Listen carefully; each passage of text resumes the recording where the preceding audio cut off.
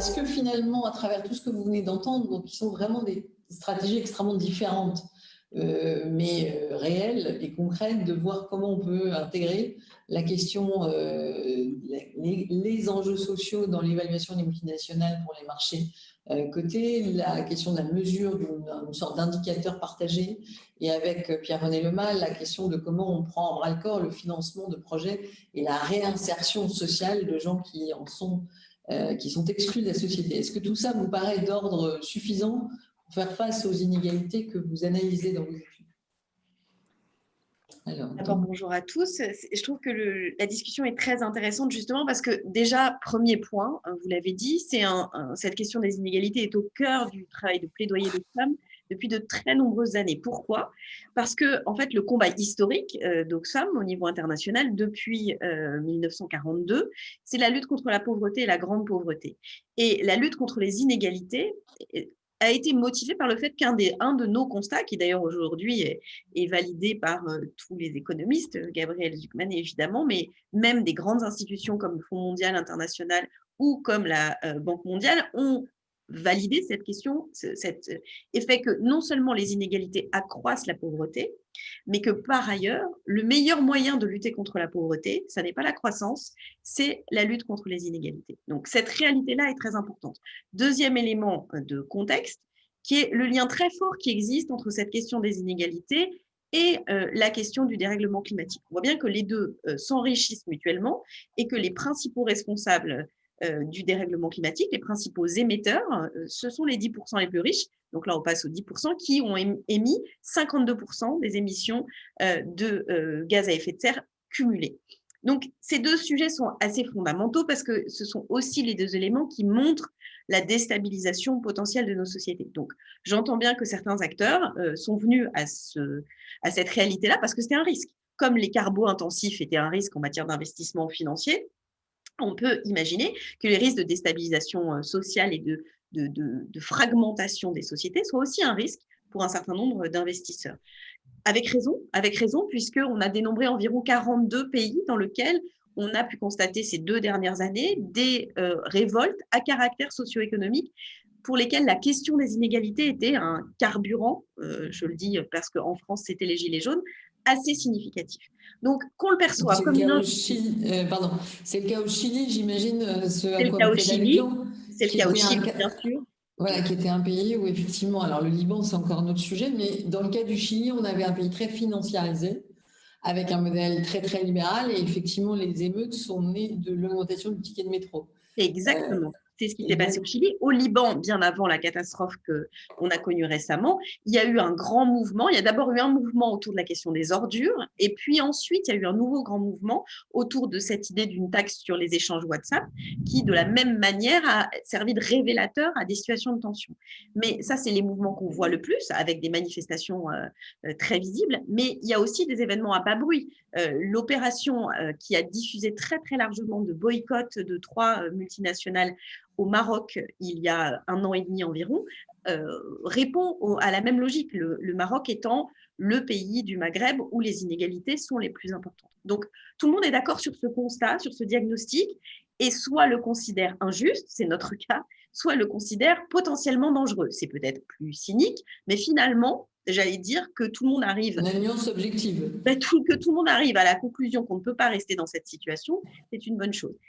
Ça a été dit par beaucoup, je pense que la question des indicateurs sur ce sujet est absolument centrale, notamment parce qu'on a souvent écrasé les sujets par des moyennes, tout simplement. C'est-à-dire que quand on réfléchit à l'évolution des salaires, si on regarde l'évolution des salaires dans les entreprises, on peut avoir une croissance moyenne des salaires qui en fait révèle, si on creuse la situation, un écart très important entre les salaires les plus faibles qui n'ont pas évolué et les salaires les plus importants qui ont énormément augmenté. Qu'est-ce qu'il y a comme autres indicateurs? Il y en a bien d'autres. Je pense que celui qui est le plus frappant aux États-Unis, c'est la baisse de l'espérance de vie depuis 3 ans, dont les 2 causes majeures, les suicides et l'épidémie d'opioïdes, sont manifestement des maladies de la désespérance sociale. Et donc, je pense qu'on doit pouvoir travailler sur cette question des indicateurs pour avoir une réalité plus nuancée. Ensuite, la question des modalités d'action. Je veux le dire parce que ça n'est pas forcément très sympathique à dire, mais que souvent, sur ces questions, on en reste à la surface des choses, c'est-à-dire qu'on touche voilà, à certains secteurs d'investissement, à certains domaines, à ce qu'on va mettre dans le rapport RSE, mais que la réalité et l'immense majorité des décisions ne sont pas du tout motivées par des logiques qui relèvent de l'amélioration de la cohésion sociale, mais par des logiques de rentabilité et surtout, et je pense que là, la question est absolument fondamentale, par des logiques de court terme. Les questions dont on parle, cette question de la lutte contre les inégalités, je peux parler d'un sujet central qui est par exemple l'accès à l'éducation, sont des questions qui nécessitent des investissements publics, qui nécessitent des politiques de moyen et de long terme et d'une ampleur géographique qui n'est pas forcément de la responsabilité des investisseurs, ni même des financeurs, ni des banques, ni des chefs d'entreprise. Il y a une vision plus globale de la politique de la société, Jean-Jacques Barberis l'a dit tout à l'heure, il y a une responsabilité politique et de choix politique. En tout cas, ce qui est sûr, c'est que ces situations-là ne sont en aucun cas une fatalité. Ils sont le résultat de choix ou de non-choix politiques, mais ça n'est pas une fatalité. Mais quelle est la responsabilité réelle des investisseurs? Est-ce qu'il y a une marge de manœuvre? Elle est évidente. Elle est évidente à partir du moment où les entreprises sont un des outils qui peut permettre d'améliorer, de réduire ces inégalités ou de les aggraver. De les aggraver entre le nord et le sud, de les aggraver au sein de la vie des entreprises, de les aggraver avec une aggravation des inégalités tout au long de la chaîne de valeur, notamment ce que disait très bien Aurélie Bauduin, en sortant une grande partie, et donc on est confronté à ce sujet. Oxfam plaide beaucoup pour que les entreprises aient une obligation de publication des écarts de salaire par quartile, dans l'idéal par décile, mais par quartile, qui serait un outil. Aujourd'hui, on ne l'a pas. On a l'écart entre le salaire moyen et le PDG. On a parfois des informations parcellaires. Pas dans tous les pays et pas dans toutes les entreprises. Évidemment, pas dans tous les pays, pas dans toutes les entreprises. Mais ensuite, quand vous avez des choix où vous gardez une petite partie de l'entreprise et une grande partie, par exemple, des très bas salaires sont soit filialisés, soit sont l'objet de sous-traitance, vous manquez un des éléments de la chaîne de valeur. Donc, cette question, je pense, du reporting et de la transparence est l'autre élément essentiel. La question des indicateurs, la question du reporting et de la transparence, parce que ça permet d'objectiver les choses, de sortir du discours, mais de voir quelles sont les actions menées réellement. Et enfin, troisième élément pour moi décisif, une forme d'encadrement et de choix, de choix politiques, oui, mais d'encadrement, y compris des activités d'investissement. Vous savez, nous, on a beaucoup travaillé sur cette question du partage de la richesse au sein des entreprises, avec un premier rapport qui a été publié sur le CAC 40 en France, mais qui faisait suite à un rapport publié par nos collègues espagnols sur le même modèle des plus grandes entreprises espagnoles, qui a donné lieu à un débat très, très intense, on va dire, à la fois sur la méthodologie, qui n'est pas inintéressante, mais aussi sur le fond. Est-ce qu'il est légitime ou pas que 80%, plus de 80% des bénéfices soient distribués aux actionnaires? Ce débat a été, par le biais de dividendes, ce débat a été réouvert à l'occasion de la crise du Covid. Ça a été bien dit aussi sur l'enrichissement et l'augmentation de la fortune de Jeff Bezos, parce que la question de la distribution des dividendes, elle pose aussi la question de l'impossibilité de la transformation de l'entreprise dans un double phénomène. Une transformation écologique d'entreprises qui notamment ne répondent pas aux objectifs en matière de lutte contre le climat et de neutralité carbone, mais aussi à des objectifs de transformation pour avoir des entreprises qui seront plus résistantes face aux crises. Quand les entreprises vont distribuer massivement des dividendes et n'ont absolument pas eu les reins ou la capacité de faire face à la crise que nous avons connue, on se dit bien que ce modèle-là n'est pas un modèle durable.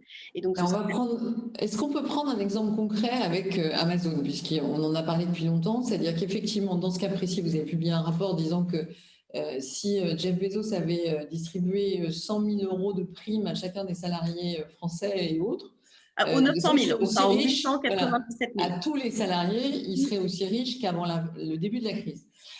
Donc, en même temps, Amazon, en France, il y a eu énormément de problèmes sur justement la non-protection des salariés, puisqu'on a la question évidemment de la rémunération et de l'argent, mais il y a aussi dans les vulnérabilités des salariés de ce genre d'entreprise, les conditions de travail, les conditions de mise en risque. On sait que les livreurs sont exposés à plein de dangers, par exemple, de tas de nature. Est-ce que du coup, la question de l'encadrement, donc la question du dividende est effectivement assez globale, mais est-ce que finalement, dans le cadre d'une ONG comme la vôtre, quelles sont les recommandations que vous faites pour que ces questions sociales soient prises à bras-le-corps avec des exemples très concrets d'estimer que est-ce qu'on doit regarder par exemple les conditions de travail et l'augmentation, et si la fortune de Jeff Bezos est utilisée pour redistribuer la fortune de façon juste, puisque en gros, pour être très clair, la question des dividendes sur la crise du Covid a été quand même relativement adressée. En revanche, pas la rémunération. Et là, il commence à y avoir des dirigeants. Et il commence à y avoir une montée de levée de boucliers en disant, écoutez, on n'a pas versé tant de dividendes que ça. En revanche, les rémunérations n'ont pas été revues. Comment vous travaillez sur cette question-là? Nous, notre sujet essentiel, c'est justement, après, on fait partie avec d'autres de ceux qui plaident pour un plafonnement des écarts de rémunération au sein des entreprises de 1 à 20 en partant du salaire médian. C'est ça la recommandation d'Oxfam. Donc, on est très clair là-dessus sur le fait qu'il nous semble, mais d'autres l'ont dit, les épidémiologistes Wilkinson, qu'une société inégalitaire est une société qui va moins bien.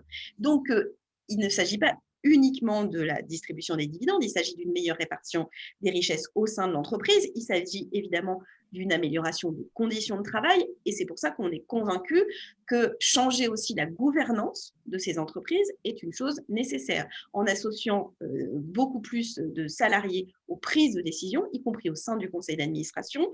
On a un outil de régulation au sein de l'entreprise et aussi de réflexion sur l'investissement pour l'avenir. Donc, qu'il faille s'attaquer à l'ensemble de ces champs simultanément, j'en suis absolument convaincue. Et que c'est pour ça que je vous disais cette question des dividendes, pourquoi elle est intéressante? Parce qu'elle est extrêmement court-termiste.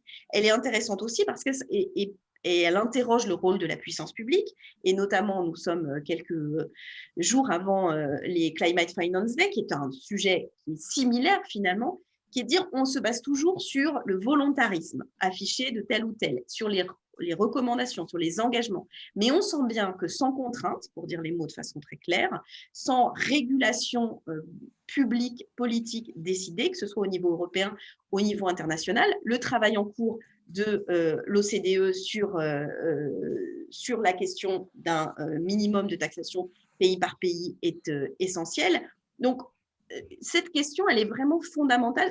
En fait, c'est la question de la régulation, tout simplement. La question du choix de société qu'on veut se donner. Et donc, de ne pas compter uniquement ni sur le volontarisme, ni sur, j'allais dire, les engagements unilatéraux des uns et des autres, mais qui soient à la fois, parfois, obligatoires, qui soient vérifiés et qu'on ait évidemment des conditionnalités sur les aides publiques. Le débat est très actuel en France et il va pouvoir l'être ailleurs.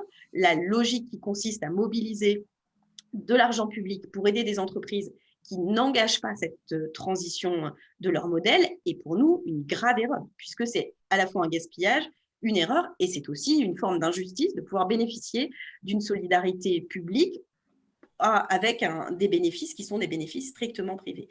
Donc, embrasser cette question des inégalités, ça veut dire aussi accepter qu'on entre sur ces questions-là dans des démarches de régulation qui soient des démarches de régulation publique plus intenses.